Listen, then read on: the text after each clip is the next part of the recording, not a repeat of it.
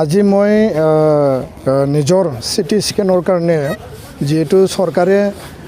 প্ৰতিটো civil hospital model হস্পিটালত city স্কেনৰ সুবিধা কৰি দিছে মই নিজে চিটি স্কেনৰ কাৰণে ইয়াতে আহিছিলোঁ 1:15 মই ইয়াত উপস্থিত হৈছোঁ আৰু মই জনাত মই সুধি পেলাই গম পাইছোঁ যে 2টা বজালৈকে OPD ডক্টৰ থাকিব লাগে তো ইয়াত 8-10জন OPD ডক্টৰ আছে যোনটো আমাৰ ইনফৰমেশ্যন কিন্তু ইয়াত আহি উপস্থিত হৈছোঁ যে চিটি স্কেন কৰিবলৈ 10 টকা দি ইয়াত ৰেজিষ্টাৰ কৰা হৈছে তাৰপিছত ডক্টৰত এটা লিখি দিব লাগে যে চিটি স্কেন কৰিব তো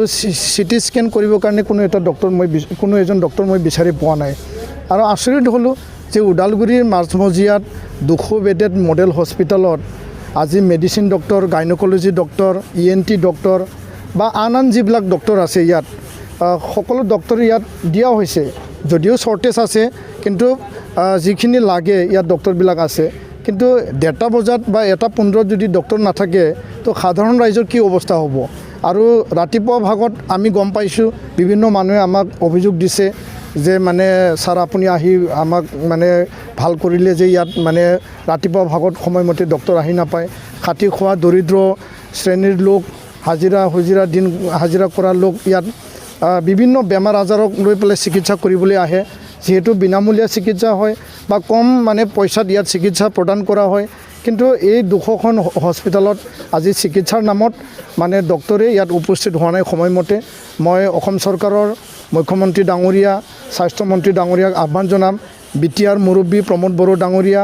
ডেপুটি চিফ গোবিন্দ বসুমতাৰী ডাঙৰীয়া ইয়াৰ স্থানীয় MLA হয় তেওঁ মই আহ্বান জনাম ওদালগুৰি DC এই হস্পিটালখন ছ'চাইটিৰ চেয়াৰমেন হয় তেখেতক মই আহ্বান জনাইছোঁ যে আপোনালোকে ইয়াৰ কাৰণে বিহিত ব্যৱস্থা লওক সময়মতে ডক্টৰ উপস্থিত হ'ব লাগিব সময়মতে নাৰ্ছ উপস্থিত হ'ব লাগিব বাকী টেকনিচিয়ানখিনিও সময়মতে উপস্থিত হ'ব লাগিব আৰু লগতে আমাৰ ৰাইজে আমাৰ সকলো শ্ৰেণীৰ ৰাইজে ইয়াত বিনামূলীয়া চিকিৎসাৰ কাৰণে চৰকাৰে যিখিনি সেৱা আগবঢ়াইছে সকলো সেৱা তেওঁলোকে ইয়াত পোৱাৰ মানে উপলব্ধ ইয়াত ব্যৱস্থা কৰিব লাগিব আৰু তেওঁলোকক ইয়াত নিয়োজিত কৰা হৈছে ইয়াত ইমাৰ্জেঞ্চি ডক্টৰো সময়মতে আহি পোৱা নাই ইমাৰ্জেঞ্চি ডক্টৰ বিচাৰি 2 পাক মাৰিহে সদশেষত ইমাৰ্জেঞ্চি ডক্টৰ বিচাৰি পাইছোঁ তো আচৰিত ধৰণৰ কথা মই চিটি স্কেন কৰিব লৈছোঁ কিন্তু ইমাৰ্জেঞ্চি ডক্টৰ ENTৰ হয় তেখেতে মোক লিখি দিব লগা হৈছে তো ইয়াৰ কাৰণে আমাৰ অঞ্চল যদি উন্নত হ'ব লাগে স্বাস্থ্য ক্ষেত্ৰত আমি যদি শক্তিশালী হ'ব লাগে আমাৰ স্বাস্থ্য যদি আমি ঠিকে ৰাখিব লাগিব ডক্টৰে চিকিৎসা কৰিব লাগিব চিকিৎসা প্ৰদান কৰিব লাগিব যদি তেওঁলোকে প্ৰাইভেটত কৰাটোৱে বেছি যদি ইম্পৰ্টেঞ্চ দিয়ে তেতিয়াহ'লে ৰাইজে চৰকাৰে দিয়া এই সুবিধাটো নাপাব ৰাইজে ইয়াৰ পৰা বঞ্চিত হ'ব তো তেওঁলোকে প্ৰাইভেট প্ৰেক্টিছ কৰে বুলি বহুতে অভিযোগ কৰিছে ইয়াত মানে হস্পিটেলৰ সময়ত during the hospital time they are engage in private practice কৰা অভিযোগ অসমৰ বিভিন্ন প্ৰান্তত আছে আৰু ইয়াতো আমি গম পাইছোঁ যে ওদালগুৰিতো প্ৰাইভেট প্ৰেক্টিছ কৰে তো হস্পিটেল ডিউটিৰ সময় সামৰি পেলাই যিবিলাক সময় বাচি থাকিব তাত প্ৰাইভেট মানে প্ৰেক্টিছ কৰাত আমাৰ ক'ব লগা একো নাই কিন্তু হস্পিটেলৰ সময়ৰ যি 9টা বজাৰ পৰা 2টা বজালৈকে যি সময় বান্ধি দিয়া হৈছে বা ইমাৰ্জেঞ্চি ডিউটিত যাক দিয়া হৈছে আমি ইয়াতে গম পাইছোঁ যে এসপ্তাহত এবাৰ ইমাৰ্জেঞ্চি ডিউটি থাকে এজন ডক্টৰৰ সেই ইমাৰ্জেঞ্চি ডিউটিৰ সময়তহে তেওঁলোকে ইয়াত উপস্থিত হয় আৰু আন সময়ত তেওঁলোকে মানে সময়মতে উপস্থিত নহয় তো টাইমটো পালন নকৰে নাই OPD টাইম পালেতো ময়ে পালোঁ হয় না মইতো পোৱা নাই তো 1:15 বজাত মই OPDত 4 পাক ঘূৰিছোঁ ইয়াত মানে গোল চক্কৰ আছে তো তাত 4-5জন ডক্টৰ থাকিব লাগে এটাও OPD ডক্টৰ নাই পিছত 2 পাক ঘূৰি পেলাই আকৌ বেলেগ পিনিহে ইমাৰ্জেঞ্চি ডক্টৰ মই বিচাৰি পাইছোঁ তো ইয়াৰ কাৰণে সেইটো লৈ আমি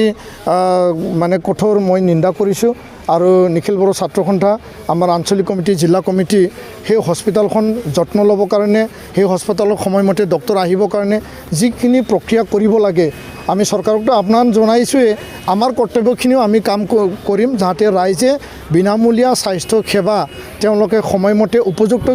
স্বাস্থ্য সেৱা তেওঁলোকে পাবলৈ সক্ষম হয় আৰু ইয়াত চিকিৎসাৰ মানে যিখিনি সেৱা আছে এইটো পাবলৈ সক্ষম হয় তাৰ কাৰণে আমি কাম কৰি যাম মই গম পাইছোঁ ধ্ৰুৱৰঞ্জন দে তেখেতে ইয়াত উপস্থিত নাছিল অলপ সময় আগত তেওঁ ওলাই গৈছে বুলি মানে আমি গম পাইছোঁ পিছত তেখেতক টেলিফোনত আমি প্ৰশ্ন কৰিছোঁ যে আপুনি ক'লৈ গৈছে কিয় উপস্থিত নাই আৰু আন ডক্টৰবিলাক কিয় উপস্থিত নাই ছুপাৰিনটেণ্ডেণ্ট কিবা অফিচিয়েল কামত হঠাৎকৈ ওলাই যাব পাৰে, এইটো ডাঙৰ কথা নহয়, কিন্তু আন ডক্টৰবিলাকতো উপস্থিত থাকিব লাগে, কিন্তু ইয়াত ছুপাৰিনটেণ্ডেণ্টো নাই, আন ডক্টৰো নাই, তো এইটো হস্পিটেল নাই, এইটো মানে কিবা বেলেগ অনুষ্ঠান যে ইয়াত হস্পিটেল মানে কি ডক্টৰ থাকিবই লাগিব আৰু ডক্টৰ ৰাইজক চিকিৎসা কৰিব লাগিব, সেৱা আগবঢ়াব লাগিব, তেতিয়াহে হস্পিটেলৰ আচল যি মূল উদ্দেশ্য এইটো সাৰ্থক হ'ব আৰু চৰকাৰখনে যিখিনি সেৱা আগবঢ়াব বিচাৰিছে ৰাইজে সেই সেৱাখিনি মানে তেওঁলোকে পাবলৈ সক্ষম হ'ব। তো ইয়াৰ কাৰণে এইটো আজিৰ যি ঘটনা সেই ঘটনাটো অতিকৈ নিন্দনীয় আৰু সদায় সদায় এইটোৱে চলি আছে বুলি কৈছে আৰু মই অহাৰ কাৰণে আজি গম পালোঁ আন ৰাইজে এইটো ক'বলৈ সাহস নাই, তেওঁলোকে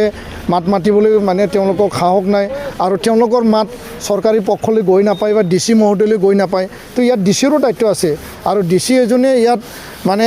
50 মিটাৰ দূৰত থাকে, তেওঁ সেইটো কোনোবা এ ডি চি কোনোবা এছ ডি অ'ক পঠায় সেই হস্পিটেলখন ভালকৈ চলি আছে নে নাই, প্ৰধানমন্ত্ৰী ডাঙৰীয়াই বা মুখ্যমন্ত্ৰী ডাঙৰীয়াই যিখিনি ৰাইজৰ সেৱাৰ আগবঢ়োৱা কথা কৈছে সেই কথাটো সাৰ্থক ইয়াতে মুঠেই হোৱা নাই। মই ইয়াৰ কাৰণে হস্পিটেল কৰ্তৃপক্ষ ইয়াৰ ডক্টৰ সকলোকে আহ্বান জনাম যে আপোনালোকে সময়মতে ডিউটি কৰক, সময়মতে চিকিৎসা আগবঢ়াওক আৰু ৰাইজৰ সেৱা আগবঢ়োৱাত আপোনালোকে অকণো যাতে কৃপণালি নকৰে তাৰ কাৰণে আপোনালোকে দায়িত্ব মানে সহকাৰে কাম